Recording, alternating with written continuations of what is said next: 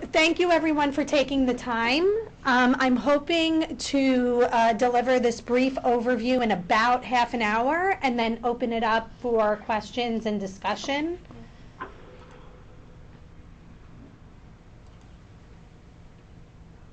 Okay, so the goal of today is really to provide a systems level overview of the NOFA.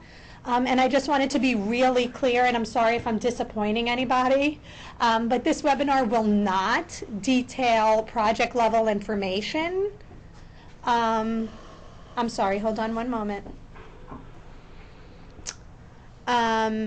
So this webinar will not detail project level information, nor will it detail any eSNAPS technical submission directions.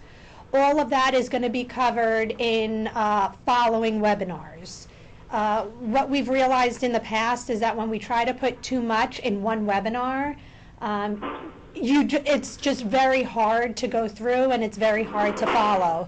So this year what we've decided to do is kind of chunk it out and break it down into smaller webinars. What we will cover today, though, I think is important information, and it's actually a lot. So we are going to review important NOFA dates. We're going to give that general overview of the NOFA, really basic but very important things to know. Then we're going to get into what I think is the meat of the NOFA, which is the detailed 2017 policy priorities, the system level changes, and the criteria. So when I say review the 2017 NOFA criteria, what I'm talking about are the point values for the community consolidated plan. That consolidated plan is the part of the application that CARES works on, but what we do is write it with the community. So it's really important for folks to understand what goes into that and what HUD is looking at. And that really links to the policy priorities that HUD has, as well as the system level changes that they're trying to make. We'll quickly talk about next steps, and then we'll open it for questions. Please do feel free to interrupt me while we're going through this if you do have a question. If it's something that I'm going to answer later on, I'll just note that and we'll continue. Otherwise, I do want to try to answer your questions right when you have them, because I don't want you to lose that train of thought.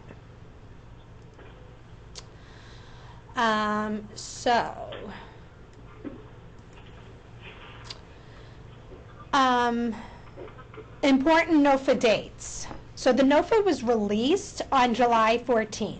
So again, the NOFA and the application are two separate things. The NOFA gives the information about the application, and it's usually released prior to the application. What HUD was hoping to do this year was to give us at least 30 days to read the NOFA before the application opened, but that's not what happened.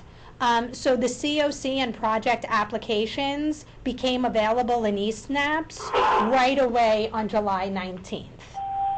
However, the detailed instructions, which I have to tell you, there's a hot off the press thing that's going to be talked about in a moment, but those detailed instructions with how to complete the questions within the application, both for the projects as well as for the big community application, were not available on the 19th. There was an email that came out that said it would be available on or after July 31st. However, a lot of those detailed instructions are being posted today. So if you are a project applicant and you want to start looking at it, the renewal directions have been put up there, so you could begin reading it. But just a note, we are going to have two eSNAPS trainings, one on August 3rd and one on August 9th. But we'll talk about that later on. Michelle, it's Cheryl. Hi, Cheryl. Where are these detailed instructions? So you have to go into eSNAPS, and it's on the left-hand side. Oh, it's not, well, it should be in eSNAPS also. HUD could have posted it on their website. I'm not sure where they would post it, but if you go into eSNAPS, it's also linked to eSNAPS. You could always find the detailed instructions within eSNAPS. But I'm sorry, Cheryl, I'm looking at Kelsey because Kelsey has seen the email. Did the email from HUD go out with it connected to it? No, there was no email sent. It's just on HUD's website. Which means that an email would be sent soon. So Cheryl, if you want to hold on, I'm pretty sure by the end of the day, HUD is going to send an email with links directly to where they're placing it on their website. And you could also go into eSnaps. It should be there. As they're placing them, it automatically replaces the 2016 ones that are currently there.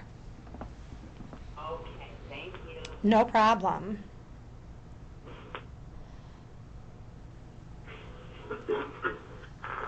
All right, I'm trying to change my screen and it's hesitating. Let's go here. All right. So the general NOFA summary. So there is $2 billion that are available for the COC program, but HUD notes that this may not be sufficient to fund all eligible renewals. This is not a surprise, I think. This is flat funding, and in HUD world, flat funding is actually a decrease when you're looking at the changes in FMR.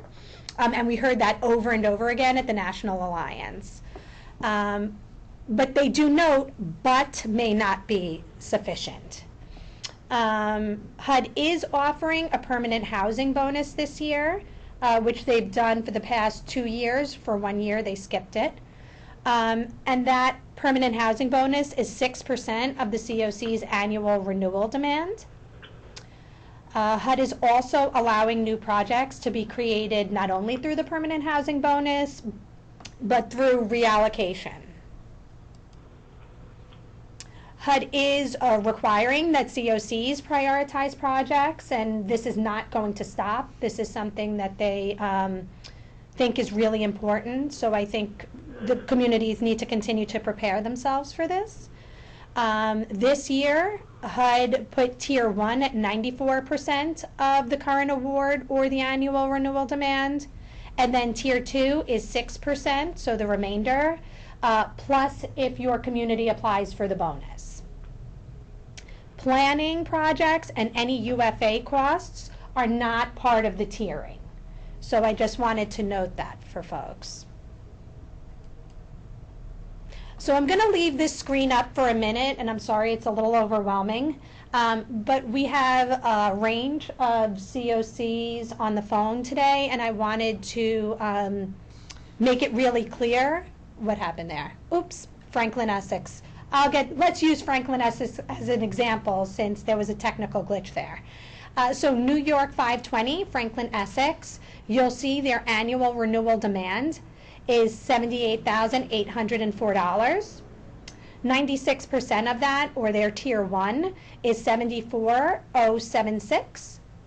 Their planning is not 15, I'm sorry, it's the number below, that was a technical glitch, which is $10,470.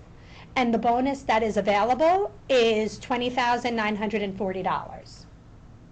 I do want to talk for a second about the bonus, even though we're going to talk about it later. This year, the great thing about the bonus is HUD recognizes that agencies apply for the bonus, adding beds to an existing project, but then still are creating 2 project applications in eSnaps and are still doing 2 APRs. So the great thing is the bonus can now be an extension to a current project. So what this means is that it's going to be easier for you in the long run if you are adding beds to a project. You will not have to reapply for your bonus if you get it. It would just live with your new grant. It would automatically be consolidated. So I know some folks were saying, you know, a bonus, for example, of $20,000 may not be enough for one project, but it could be a good amount for an extension. So I think it's important just to note that. Does anybody have any questions here before I continue? What is the planning money? Say that again? What is the planning? So planning is for your planning grant, which your collaborative applicant gets. So that's the administrative dollars that are on top of your annual renewal demand. That's the money that CARES applies for. Okay. Michelle? Now in our COC, we've been talking about having an agency be the coordinator for the coordinated entry. Mm-hmm. So where would that funding come?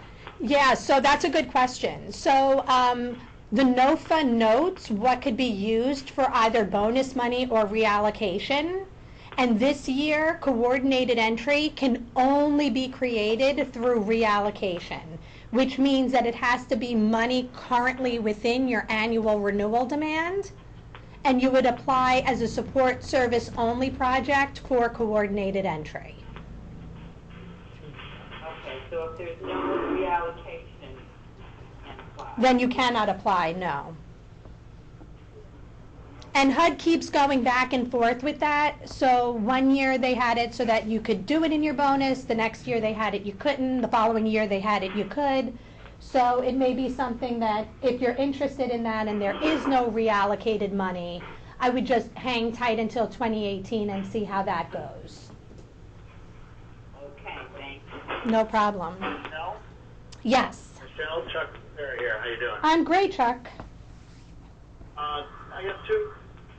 One's a comment. There's some background noise going on, which is muffling your voice. Oh, I'm sorry. I don't know on your end, but Could we see if folks don't have a question, if you could mute? That would be great. my question is, can bonus be used to expand an HMIS project? Unfortunately not. You could reallocate and then expand. So if you use current ARD money. Okay. Thanks. So great. That's a great question. So I wanted to get into the policy priorities, which I think are important because really this is the bulk of the NOFA. This is what communities have to focus on in order to score well. Marcia Penrose. Hi, Marcia. Hi. Sorry I'm late. That's okay. We're looking at the policy priorities. I'll probably call back on the first also, just because I don't know what I missed. Okay. So the policy priorities, HUD outlines 4 of them, and this goes through the full community application, and this is what COCs are working on throughout the full year. So none of these are a surprise to us, but it was actually really great how HUD outlined them. So ending homelessness for all persons, creating a systematic response to homelessness, strategically allocating and using resources, and then using a housing first approach. So I just want to detail each of them quickly because HUD really specifically tells us what they expect COCs to be doing, which gives us great guidance as we're writing your application. So ending homelessness for all persons, COCs should identify, engage, and effectively serve all persons experiencing homelessness. That sounds a lot like coordinated entry, right? So red flag there. COCs should measure performance based on local data that take into account the challenges faced by all subpopulations experiencing homelessness. This again looks at system performance measures, which all continuums have been working through, as well as your rank and review. Because it looks at, are you looking at performance and are you taking that into account as you're prioritizing your projects? COC should have a comprehensive outreach strategy to identify and continuously engage all unsheltered individuals and families. Again, coordinated entry, part of your policy and procedure manual, has to have that in there. COC should use local data to determine the characteristics of individuals and families with the highest needs and longest experiences of homelessness to develop tailored housing and services. And it goes kind of hand in hand with the next one, which is COC should use the reallocation process to create new projects that improve their overall performance and better respond to their needs. So if you look at both of those bullets together, what they're saying is you need to look at your system performance measures, you need to look at your HMIS data, and look at what services you actually need to develop. This could go on and off, and what I mean by that is you could have a lot of services specifically for persons with substance abuse issues, but when you look at your data, actually the people who your community is seeing are people with severe and persistent mental health. Well, what you can do is tailor your housing and services by using the reallocation process to better respond to the community's needs. So I think it's really important for folks to understand these bullets and how they play into system performance and coordinated entry and rank and review. The next priority is creating a systematic response to homelessness. So the COC should use system performance measures to determine how effectively people experiencing homelessness are being served. And the COC should use coordinated entry process to promote participant choice and coordinate services, including mainstream services, to ensure assistance is provided quickly, is open, inclusive, and transparent. So that last one, where it talks about mainstream housing and services, in the past, HUD used to ask programs to document leverage. So HUD still wants you to leverage, but they no longer ask individual projects to do that. What they do is ask your community to talk about how, as a community, you are leveraging. So please don't be surprised if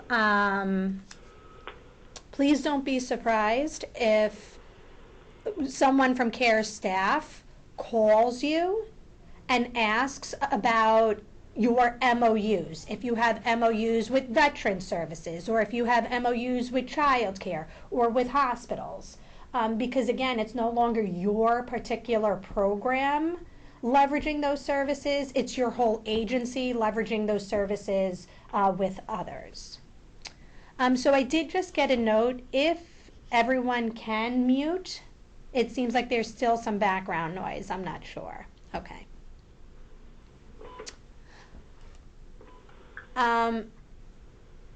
So the next priority is strategically allocating and using resources. And again, this really goes hand in hand with the other priorities. So using cost, performance, and outcome data, COC should improve how resources are utilized to end homelessness. This HUD is looking at through your reallocation process. So if a project, if the cost is extremely more than another very similar project and performance is about the same and the outcome data really isn't surprisingly great, the COC should be using their reallocation process to refocus that money and use it for a program or create a new program that is able to more efficiently perform. COC should review project quality, performance, and cost effectiveness. And I highlighted and bolded this next piece because this goes back to collecting information about leverage, right? So HUD also encourages COCs to maximize the use of mainstream and other community-based resources. And again, it's not just programs, it's the full COC. So HUD really does put a lot of points when looking at your full COC connection with mainstream services, not one individual program anymore. COC should review all projects eligible for renewal to determine their effectiveness in serving people, as well as their cost effectiveness. So again, this goes back to ensuring that COCs are financially sound and stable and effective. And the last, but definitely not least important, is the use of a housing first approach. So the COC funded projects, again, should be measuring and helping projects reduce the length of time that people experiencing homelessness have. So it is the full COC who's responsible for looking at your full project and system performance to make sure that your length of stay is positive. And that goes back to looking at if you are having positive outcomes and you're quickly and efficiently moving people from the streets or from the shelter to permanent supportive housing and they're successful, you're probably using a housing first approach because you don't have barriers to get people in and you don't have those barriers keeping people housed when they are most vulnerable. So I think that's an important one, but the majority of our COCs have very high housing first percentages, meaning that the majority of projects do note that they are housing first. What's interesting, and HUD used some of this language last year, but they were definitely more specific about it this year, was COC should engage landlords and property owners as part of the housing first approach. They should also be removing barriers to entry, which I talked about, and adopt a client-centered service method, which just means meeting a client where they're at. So for the majority of continuums, we've been working on this all year long, discussing how to do landlord outreach and to talk about, when you have a housing first scattered site model, how that works. And really the only way it's successful is when you have landlords who are good partners. So it's interesting that HUD kind of focused on this point this year. So I want to open it up to any questions before we talk about the criteria.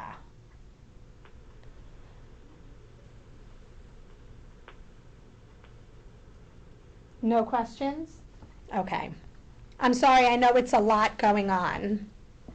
So I want to quickly talk about this, but I'm shifting to a Word document also. So your screen should have changed. So the NOFA itself the application itself is a 200-point value with an additional 25-point bonus. And I'm going to go through each section quickly. But COC coordination and engagement is worth 43 points. The project ranking, review, and capacity is worth 29. HMIS is worth 13, but I just have to note that HMIS goes through the majority of the other pieces of this. So just because it looks like it's only 13 points, it actually is also a huge player in this 49-point system performance measure too. So we have the homeless management information system at 13 points. We have the point in time count worth 6 points. We have system performance, which is worth 49 points. And then performance on strategic planning, which is worth 60. The bonus points, there are 25 that are available, are only for COCs in fiscal year 2015 or 16 who merged. And you only get the full 25 points if one COC, which was high performing, merged with a COC that was not high performing. So there's a lot of criteria, and none of our COCs are able to get those 25 points because we did not have any mergers in our areas. Are there any questions before I detail the NOFA areas, the application areas? Great. All right, so I did want to put it in perspective to how HUD ranked us last year. So on the right-hand side, you'll see the area that says Comparison Notes 2016. So the same areas were there. So the COC coordination and engagement it was there last year, and it was the same point value. But there were a couple of new things that were added. So I'm only going to highlight the new areas or the things that changed significantly. So within the COC coordination and engagement, there were two new areas that were added. One is worth 2 points, and it's addressing the needs of LGBT individuals. And the other is affirmative outreach. So this is, the outreach was, the same types of questions are there, but they broke it out in point value between how you conduct street outreach versus how you do kind of project and system outreach. So they just broke that out this year and added I believe they added a point there. When looking at the project ranking, review, and capacity, they added a new criteria. And last year they actually added the points wrong, so we're not sure if they went down, up one, which is what we believe. So this project rank and review was, we believe, 28 points last year. This year it's 29. And they added the severity of needs and performance. So that's a new criteria that looks at your rank and review tool. A lot of it are check boxes, and then what they ask you to do is attach your rank and review tool and policies, your reallocation policy, your and your tool. So this area is not new, but this piece was. With HMIS, they actually took away a couple of pieces, which I'll talk about at the end. But they did add this AHAR submission, which actually is not great for us in the long run. So the AHAR, they used to give us some points within HMIS, and they broke it down by table shell, meaning because it's all broken down by permanent housing, transitional housing, emergency shelter, and they would give you points per each of those areas. Now it's 2 points, and you only get those 2 points if you submitted every single table shell, which we only have one community that did that. So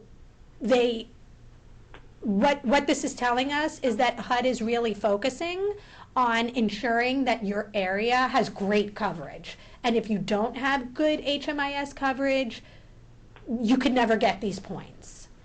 So that is something that each of the data committees will talk about going forward after this application. Perry. Hi, Perry. How are you? Hi. Good. I just wanted to ask you a question. Of course. So we can jump in. Going back to the LGBT criteria, is that for projects that are dedicated LGBT, or is that for projects that somehow in the HMAS we're tracking that we're also serving LGBT? So what's interesting is this is a narrative, and it asks how your community as a whole is addressing the needs. So we will be like creating a narrative on how many projects specifically conduct outreach and meet the needs of LGBT individuals. Okay. So an example is, I know in Albany, we have a street outreach project focused on youth and specifically LGBT youth. So it's things like that that HUD is looking for, and your community as a whole will get points for that. So good question. Are there any other questions? I don't mean to be flying through it too fast. Well, I guess one other question was, what was the one community that is doing the AHAR correctly, you said? And I'm going to let Maureen answer that. Hi, so it's not really an issue of correctly or not. I mean, so for all of our communities, every single table is submitted, but HUD has a threshold for bed coverage that causes it to be accepted or not. So I actually think there may have been 2, I believe Rockland might have had everything accepted, and as well as Albany, or not Albany, Schenectady. So it's Schenectady and possibly Rockland. So what tends to sort of create an issue with one of the tables not being accepted is emergency shelter bed coverage, and sometimes it's the case that, so for example in Albany, the emergency shelters for families was accepted, but the emergency shelter for individuals wasn't. So it's really just, it's a matter of HMIS participation from voluntary programs. Oh, gotcha. Okay. I was shocking about them. I didn't know nobody was promised, so. But we try, and we'll continue to try. We as a board can, help us try better. Is that harder? We will try. So the point in time count is the next area. And this was actually decreased, but some of these points were put into system performance because point in time also affects system performance. So the only thing that they added here, which is interesting, not very interesting because we knew it was coming, was how to effectively count youth and how your community got together. So they added a point there, and then they also put in additional counting questions later on in the strategic planning area regarding youth. So we definitely know that youth is on HUD's mind, and they did shift the application a little bit in that favor. System performance, so we think that it was 8 points were added, because again, last year HUD added wrong and then never corrected it. So we think it's 8 points, and again, we're not surprised. The questions are about the same, but what we do have this year is now 2 years of system performance measure data that HUD is looking at. And what we're hearing is every year this section is going to be worth more and more. So this is also something that I think over the next year, communities need to really start thinking about and talking about, because if your system performance goes down, you could potentially lose a huge chunk, up to 49 points, of a 200-point application. The performance on strategic planning, this is mostly narrative. There are some point in time questions that are in there, but this is all from Opening Doors, the federal strategic plan. So again, this is not a shock, and this is probably going to continue to be on it for at least the next 5 years. So it's ending chronic homelessness, ending homelessness among households with children, ending youth homelessness, and ending veteran homelessness. And again, most of it is narrative and talks about what you are doing, what plans do you have. And so our communities were kind of prepping for this for a while. And a lot of our communities have strategic plans that have either are in the beginning process, so we could talk about that, or have already been approved and are in action. So this area, I think, COCs who are doing strategic planning will do fairly well in, and I won't be surprised to see pretty high scores there. And then again, the bonus points, none of our COCs can get that because there were no mergers.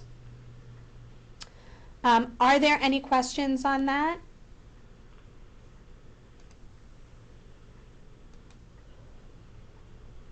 Okay. So I don't know how she did this, but let's see if I can.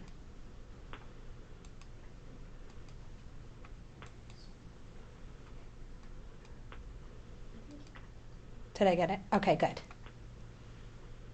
Okay. So you need to hide center view. Hide the what? I'm sorry. Presenter view. Sorry, the technical issues are all because of my lack of knowledge on how to use this webinar now. Anytime they update it, I have no idea how to use it. Thank you.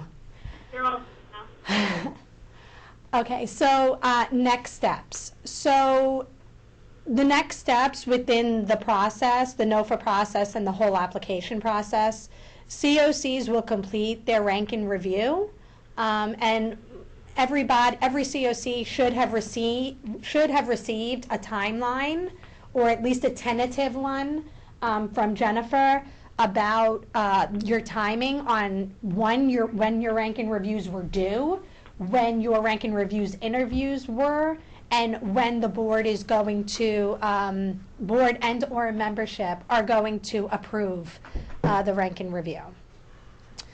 CARES will continue to provide COC and project level technical assistance. So now that we know the directions are out for projects to start completing their applications, again, CARES does the 2 eSNAPS webinars. We're also here for you if you need one-on-one for technical assistance. I'm again stressing, because it is a new format for your project applications, please look at the detailed instructions first. According to HUD, it is supposed to be a lot easier this year, so you do not have to fill out all of those additional forms that you used to and then have to scan them in. They really put the majority of all of the necessary documents that you had to have with your application electronic within it. So CARE staff doesn't know where that is yet. I will be working this weekend to go through and make sure that we're able to assist you, and we'll put in any technical assistance questions prior to the 3rd so that we're able to walk everybody through it. The community will begin review of the COC application. So HUD requires that the narrative portion, the consolidated portion, is posted for community feedback. CARES starts that posting 30 days from when we get the project, the detailed information, so the detailed instructions. So within 30 days, you will be receiving an email letting you know that a draft of that application for your review, for community review, will be up on the website. This meets HUD's requirement, and it also helps CARES staff, because there are some additional programs that get set up within the year that we don't know about or we may not hear about. So we do strongly encourage you, once we do put it out there for review, please read it and comment. We need your comments. We take all of your comments and make edits on a regular basis. We only stop making edits the week before the application is due, because that is when we submit. We submit early because there has been times when there were technical issues within eSNAPS, and we will never get close to the point where we're not able to submit for the community. And all those deadlines are already on the timeline that Jen put out. Michelle, can you just when will we have to have ours submitted? Great question. So so the question is, when do project applications have to be submitted within eSNAPS? So in order to meet HUD's deadline to post them for community review, they have to be submitted, at least a draft of them, by August 18th. August 18th? August 18th, yes. So there was another question that came up, how about new projects, right? So new projects, we should know who's applying for those new projects way before that, right? The week before that. We will work individually with new project applicants to get a draft up by that date. Even if it's not fully complete, we need to have something submitted in eSNAPS to meet HUD's requirement of posting it on our website. We can always send it back to you to fix, which is what we've done the past few years. Michelle? Yes. Chuck here. Hi, Chuck. What's the form or format of that project application due on August 11th? Or, excuse me, August 18th? So the August 18th is your actual project renewal within eSNAPS. Within eSNAPS, okay. Yeah. And again, the really nice thing, and I'm trusting HUD here, so let's see if I'm going to have to eat my words. If your project is not changing anything about itself, if there's no change at all, HUD has created a way for you literally to check a box and submit. So it is much easier than in the past where you've had to go in and actually fill stuff out. So I'll see the C19 as my renewal application. That's what's already on. When we did that, that was done. No, so your C19 is a correction of your last year's application. Okay. Yeah. And that's why HUD is hoping that this, if you don't change your project at all and you just hit submit, it's going to stop C19s from happening. Because a lot of times, the reason why there are C19s is because someone puts in a wrong budget number, or because someone checked something that wasn't checked the year before, or they dated one of the forms wrong. This year, all of that is electronic, so it should be a much easier process, not just for you as the project applicant, but also for HUD to review, and they're hoping that they're able to get back all of the renewal information by the beginning of December like they did last year. So they're hoping to announce quickly because there won't be any C19s, or very few of them, because that stops everything on their end.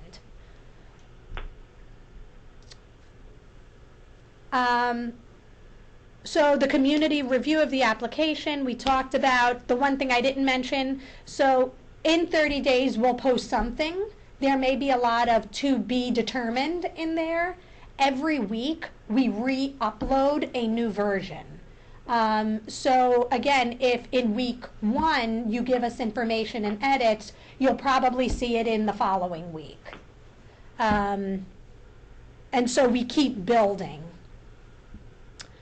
COCs do need to approve the application. So it's both the narrative piece as well as the project ranking, which HUD calls the priority listing. So that has to be approved. And then the application will be submitted prior to September 28th. So we're looking at the week before, and each COC is going to have a different date because we have to get approval first in order to then submit. So I'm leaving that a little bit open, but when you get your finalized timeline from Jen, it will be on there.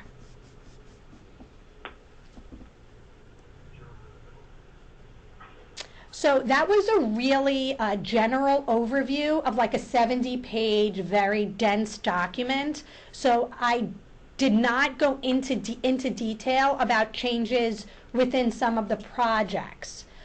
Which will happen during the eSNAPS trainings on the 3rd and the 9th. So there are some important links, and this PowerPoint is already posted on our website. So if you go to our website, you could directly click into these links. So the first most important link is the actual NOFA. The second, there is a new project component which is called Joint TH and RRH component. This is brand new. It is a tad bit confusing, but the white paper that is attached through this link really does a good job of detailing if this new component is good and necessary for your community, or if it's something that really you should start focusing your rapid rehousing dollars on. The other new thing that's really important for folks to understand is HUD created this new project type, which could be within permanent supportive housing, and it's called Dedicated Plus. So again, we'll cover and detail that because that could be a 15-20 minute conversation. HUD has a little white paper there that talks about Dedicated Plus programs and if you want to dedicate your program.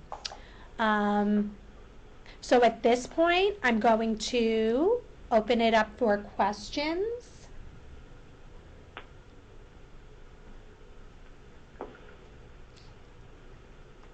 I know that was a lot. I'm sorry. I feel like I was going really fast. But I hope that was helpful, and I hope that it gave folks at least a first overview of the NOFA, and the next webinar, the eSNAPS webinar, will give the more nitty-gritty, which will help project applicants really understand how to fill things out and get things submitted. Any questions? Michelle, it's Kathleen. Hi, Kathleen. Yeah, can you hear me? Yep. Hi. Just a question about the permanent housing bonus. What exactly is the criteria to apply for the bonus? That is great. So I wasn't going to cover that during today's. That was going to be covered during the new project informational session, as well as the eSNAPs. But it's very similar to what was, no, but I'll just quickly say it. I just won't go in detail. It's very similar to what was covered last year. So permanent supportive housing projects that are dedicated, one that are dedicated plus and dedicated to chronic homeless. So you have to be dedicated plus. Rapid rehousing projects for those living on the street or in emergency shelter, or leaving transitional housing projects that are closing. And am I missing one? Oh, yeah, and I think that's it. Yeah. So you can't do the coordinated entry this year with it. You can't do transitional housing. You can't do HMIS. Oh, the new transitional housing rapid rehousing component can be applied for. Yeah, but again, that one you need to prove that you need it within your community. So if you're interested in that, and that mostly is for folks who already have a transitional housing program and who want to add rapid rehousing services to that program. So that component is very specialized, and I'm not sure if there are many folks who would be applying for that one. But the reallocated projects are more open, and you could apply for coordinated entry and HMIS, as well as the permanent supportive and rapid rehousing.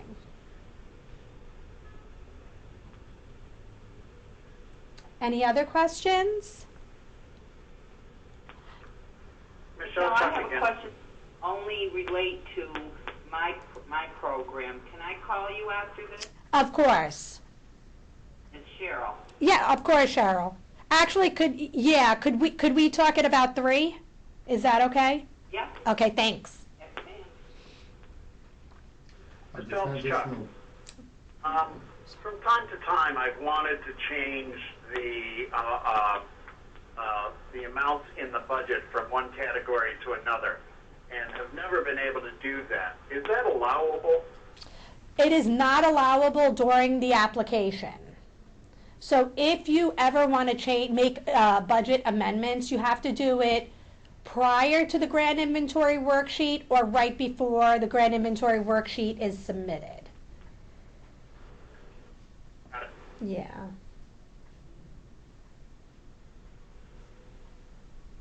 Yael, did you have a question?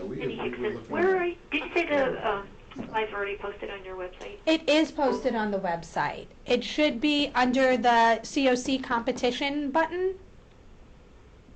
Okay. I can't find it either. Could you just run and ask Sam? Just hold 1 second. We're going to get the specific information from the person who posted it right before this. So I know there was another question. Great. Yeah. We were looking at possibly creating a transitional rapid rehousing for our reentry population. Reentry, okay. But you stated that it had to be an extension of an existing property. No, it doesn't have to be. Okay. So we're talking about the new joint RRH project. It doesn't have to be. It could be a brand new program. Okay. But what they talked about was this could be a good change for a current transitional housing program that wanted to move that forward. next level. It also, I'm sorry. Under events on the calendar. Under events on the calendar is where it is posted, is what I'm told.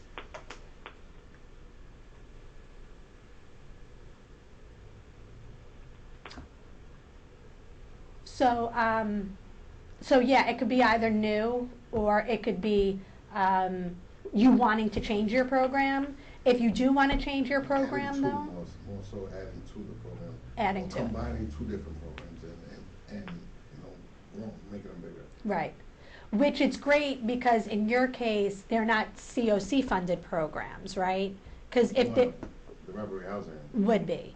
So with that, present anyway. with that new joint program, if you wanted to change a current COC funded program, you actually have to reallocate because you can't extend because it's a new component. So if you're interested in that, we'll definitely work with you to provide the detailed technical assistance for that. But again, reallocation really is helpful because it is less likely, if you're in tier 2 and you're reallocating, that HUD would take that money away from you, because what they want to see is reallocation. They want to see COCs who are changing their programs because they understand that their population changes and that, the world doesn't stand still. So not a bad thing to reallocate a current program. Presently in tier 1. Are there any other questions? Was anybody else able to get the thing to download? The PowerPoint? Yeah. This is Jenny. I figured out how to do it. You actually have to click on the event link, and then you have an opportunity from the GoToWebinar page to download the PPT.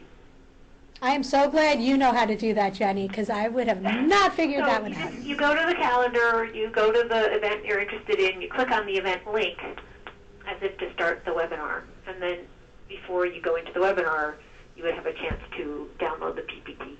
Now, what I don't think is there yet is this comparison, the criteria comparison, which I will ask Sam to place on the website also.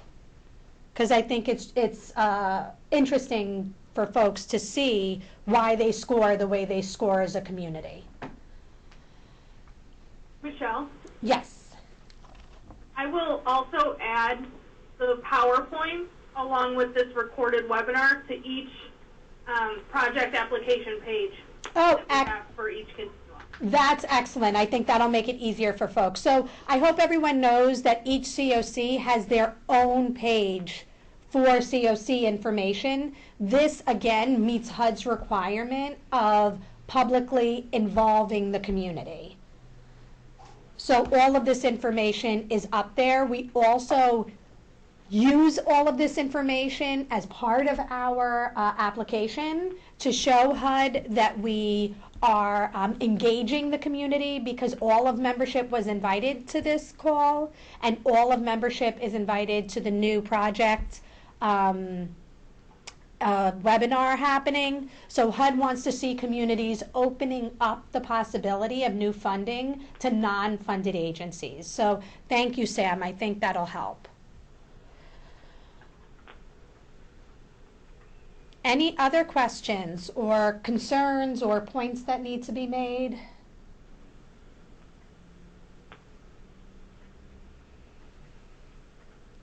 All right. Well, I hope everyone knows how to reach us if you do have any questions, and hope to talk with most of you sometime next week or the following week for the application. Thanks.